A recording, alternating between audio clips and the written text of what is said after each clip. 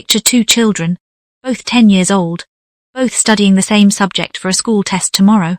The first child sits at a cluttered desk in London, surrounded by highlighters and flashcards, reading the same page over and over for 7 straight hours, growing more exhausted and more anxious with every passing minute. The second child sits cross-legged on a tatami mat in Tokyo, spine straight, eyes calm, using a method so simple and so devastatingly effective that by the time the first child is still on page 3, the Japanese child has already finished, closed their books and gone to bed completely confident. Same subject, same test, 7 hours versus 30 minutes, and the Japanese child will score higher. This is not a story. This is what happens every single day across Japan. And today, Sodhar is going to show you exactly why.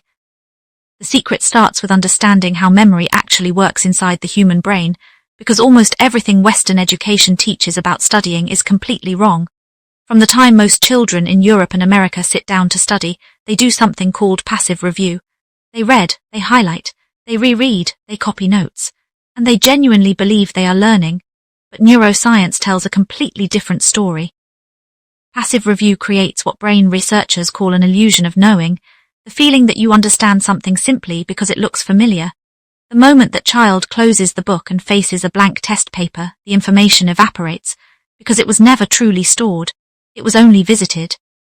Japanese education has understood this for centuries through a principle deeply embedded in its culture, the concept of Karada de Oboeru, which translates to memorizing with the body, not just the mind.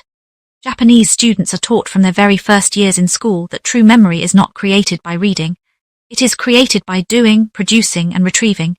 Every single time a Japanese child encounters new information, the goal is not to read it and move on.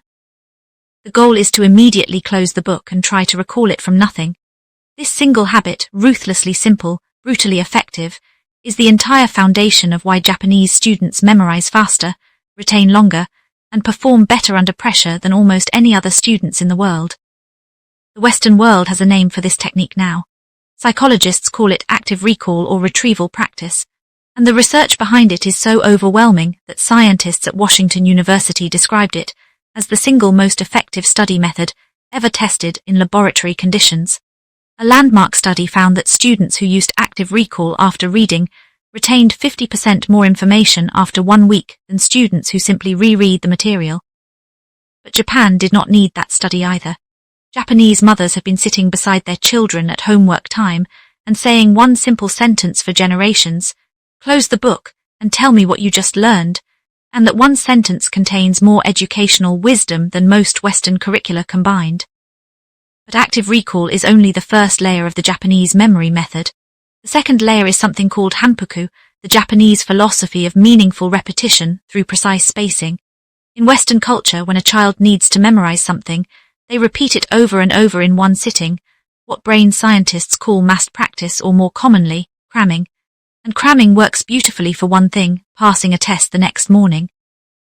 After that, the information is gone within 48 hours.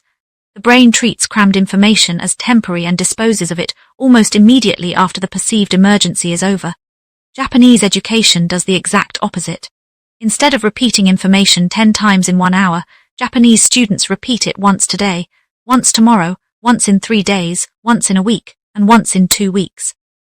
This pattern, called spaced repetition, exploits a fundamental feature of human memory called the forgetting curve, first discovered by German psychologist Hermann Ebbinghaus, which shows that information recalled just before it is forgotten is stored dramatically deeper in long-term memory than information repeated when it is still fresh. The third and most powerful layer of the Japanese method is something that has no direct Western equivalent, the practice of Katachi, which means giving shape to knowledge. Japanese students are taught to take every piece of information they need to memorize and transform it into something physical, visual, or emotional. A date becomes a story, a formula becomes a drawing, a vocabulary word becomes a gesture, a historical event becomes a conversation.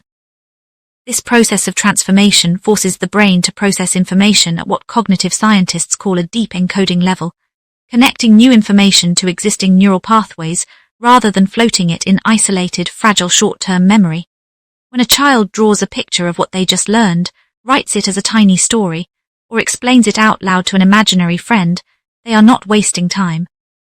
They are doing the single most powerful thing a human brain can do to create permanent memory. They are building a structure around the information so it has somewhere to live.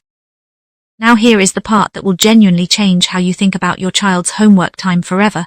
The Japanese approach to study sessions is strict about one thing above all else: duration.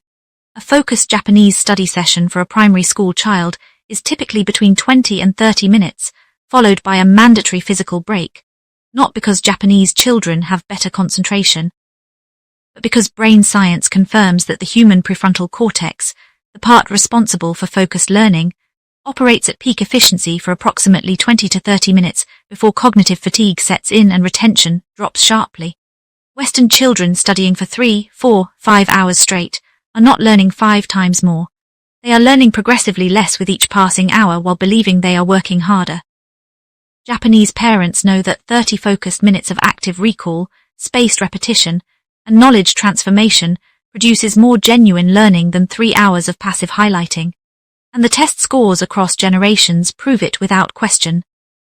So here is what Sodhar wants every parent watching this to carry with them today, a truth so simple it almost feels too small for how powerful it is. Your child does not need more hours at the desk. They need better minutes. Close the book and ask them what they remember. Space out their practice across days instead of cramming it into one night. Let them draw it, say it, act it out, make it their own.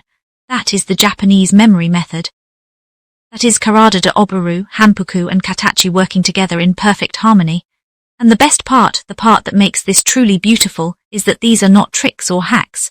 They are simply a deep respect for how the human brain was always meant to learn.